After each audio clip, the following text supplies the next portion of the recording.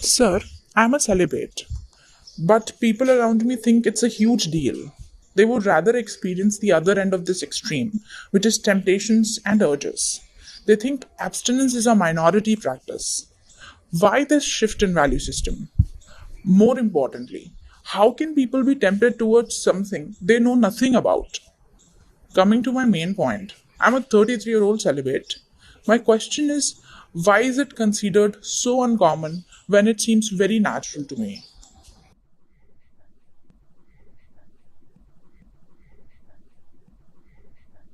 Numerically, proportionally, it is something that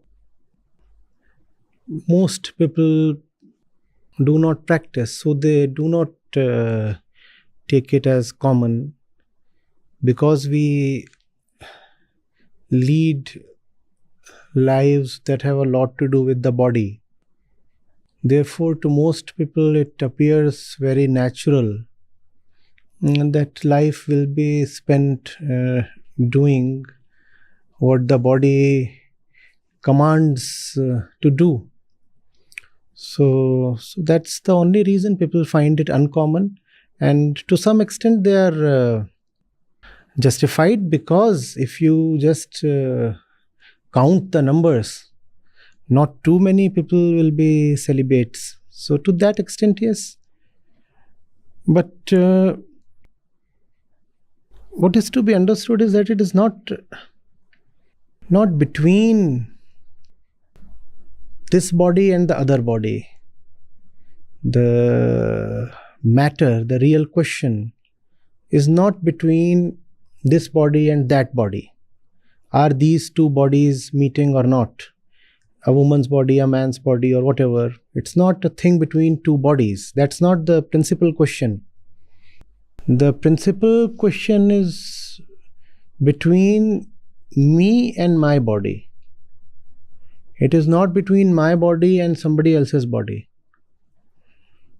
The question is, what is the relationship between me and my body? Who am I and what is my body to me for? What is my body to me for? If I see that I am in the middle of a war, then my body is for the sake of fighting that war. If I see that my instrument, my resource, this body, is itself in some very absurd way my problem, my bondage, then I have to liberate myself from my instrument so that I can use the instrument as an instrument. Otherwise, the instrument is some kind of handcuff. If the gun sticks to my hand, is it an instrument anymore? Before I can use the gun as an instrument, first of all, I need to liberate myself from the gun. The body is my gun, right? And I have to use it for my own purpose. The purpose of the gun is secondary. The gun does require upkeep. I have to service the gun, and there are so many other things that keeping a gun requires.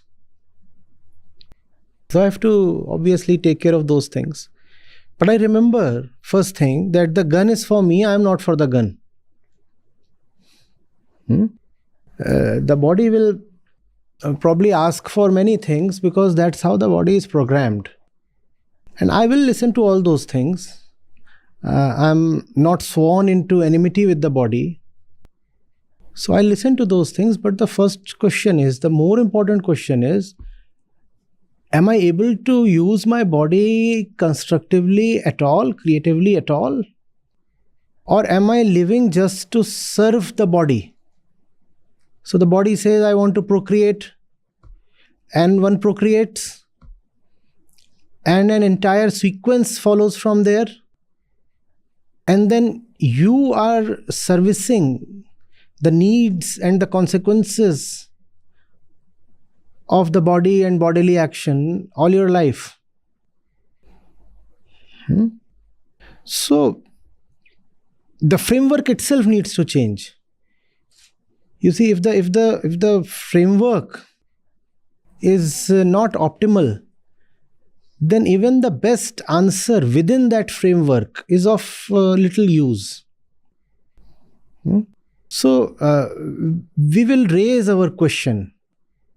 We will say it is not about what others say with respect to me and my body, or what others are doing to their own body. First question is, to what use am I putting this resource? To what use am I putting this resource? Because one does not live for too long. Probably more than 1/3 of one's life has already been spent. 33. How much of it remains? Probably another 33 useful years at the max. Great resource, this body, fantastic resource, is it not? Think of it. Think of the mind. Think of the unique configuration of limbs that we have. Think of the thumbs. Think of how, in some ways, we are very uniquely positioned among all species. The question is, what have we done with this that we have received?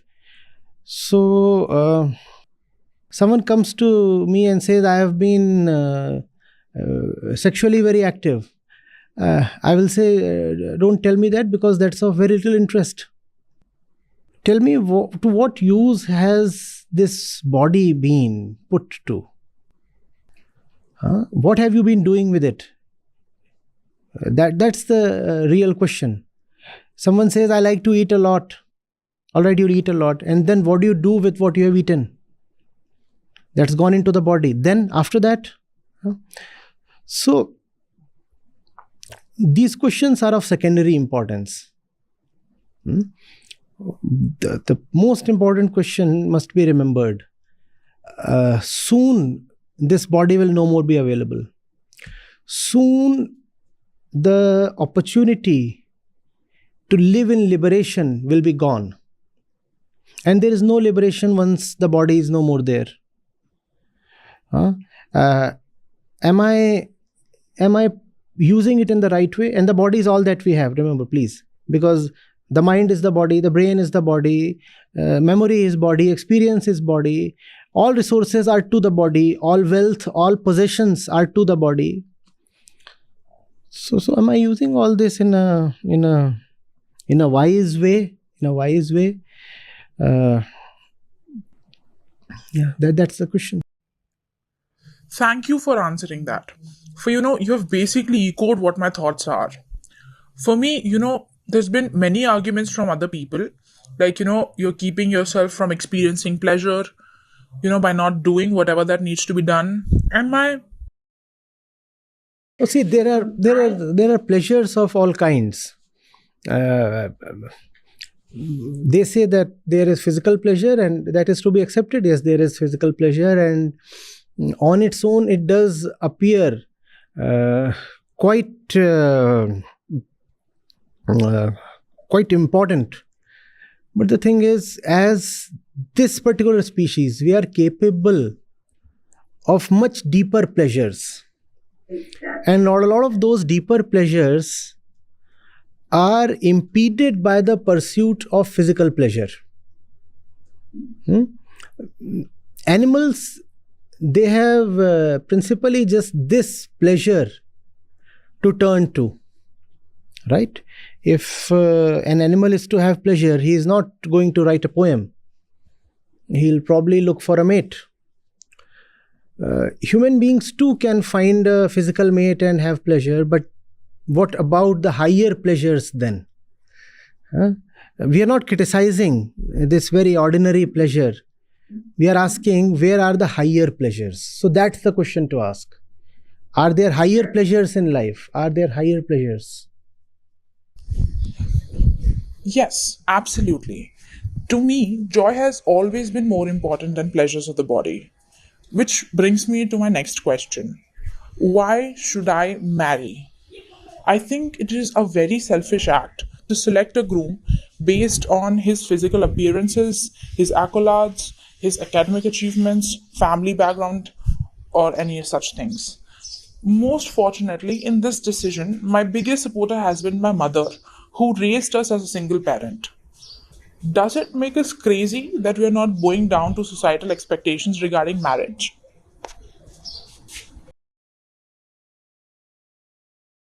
Think of life as a long, unending game of tennis mixed doubles. So, on the other side is the opponent pair. On this side, there is the woman and the man. Let the woman represent all the women, let the man represent all the men, and the two halves of the population, roughly. They play alongside. That's what they are supposed to do on the court called life. They play alongside. They fight alongside each other. Occasionally, you will see some high fives. They are not supposed to start marrying each other on the court. That's not what the court is for. You are not going to see a wedding ceremony, Wimbledon Center Court. Both of you are not looking towards each other. You're looking at the opponents. You're coordinating with each other as fellow soldiers, as comrades. That ought to be the relationship between the two genders. We fight shoulder to shoulder.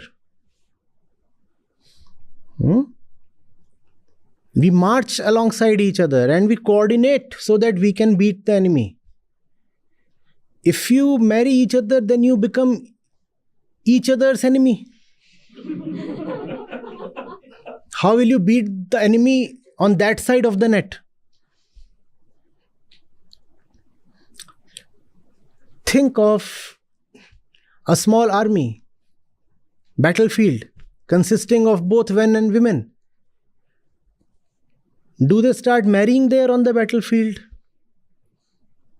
Do they start raising kids on the battlefield? Please understand the times we are living in. Please understand the condition of the planet today. It's war. And men and women, the right relationship between them is that they ought to be fellow soldiers in fighting the war. Fellow soldiers are friendly to each other. They take care of each other. They don't distract each other. And marrying and raising a family, all that is consumption of vital energy, energy that should have gone towards fighting the enemy. Energy that should have ideally gone into fighting the enemy is going towards fulfilling each other's demands and catering to each other's emotional whims, and all of that is an integral part of the marriage package, is it not? You now belong to me, you own me, I possess you. You should understand things even before I speak something out.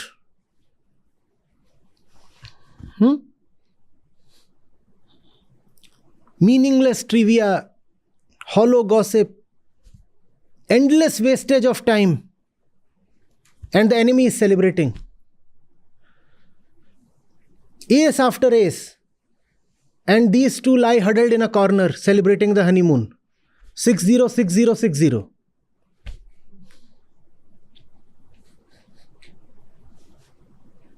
Even a normal service is ace because there is nobody to return the serve. The fellow is lying unconscious. Instead of the racket, he has the partner's body in his hands.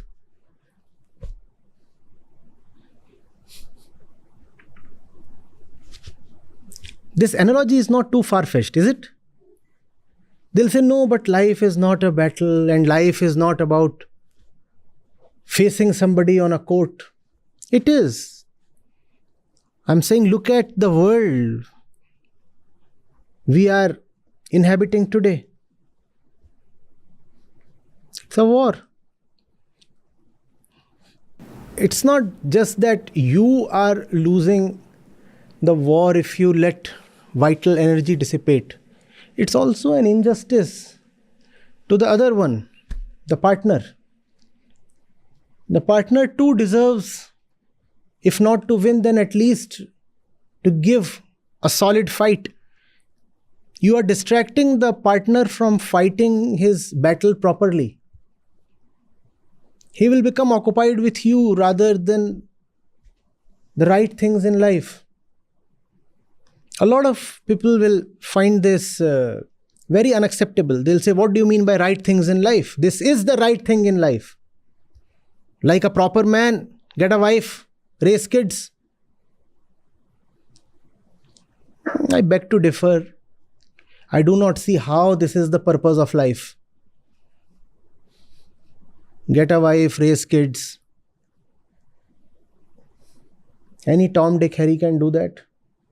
And by Tom, Dick, Harry, I do not even particularly mean humans.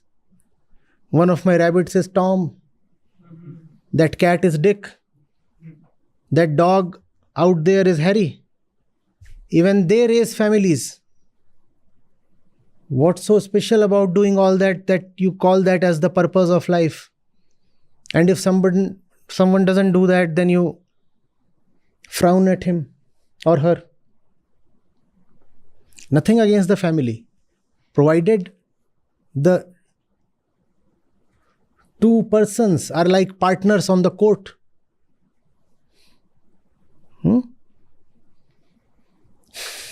Assisting each other towards the victory. Not just caressing and fondling each other and smooching on the court. That's so ugly. The crowd will boo them out. You need to concentrate there, right? You need to concentrate on the ball, on the right ball.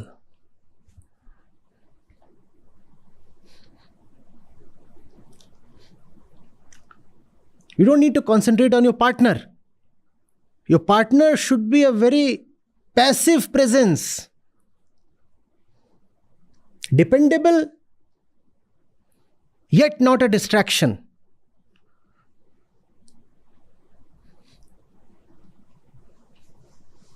Are you getting it?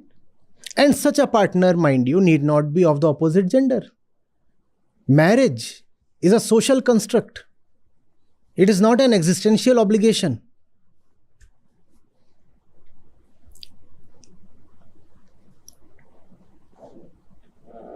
You find it serves your existential needs, go ahead, marry.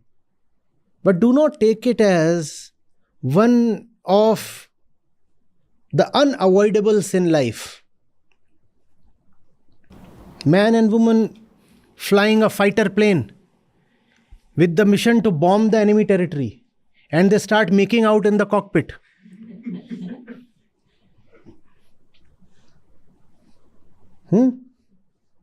Let's say the plane is a 4-seater, some priest is also accompanying them.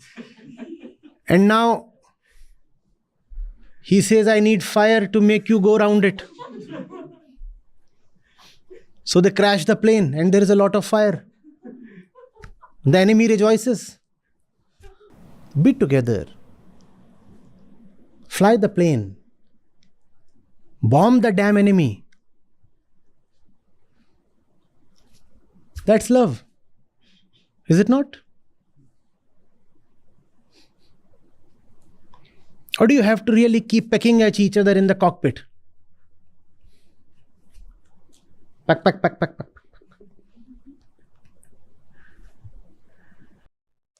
This is exactly my thought process.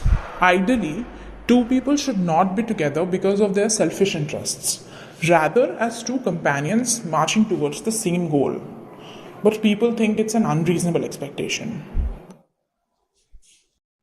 If it's impossible, it's impossible. Fine.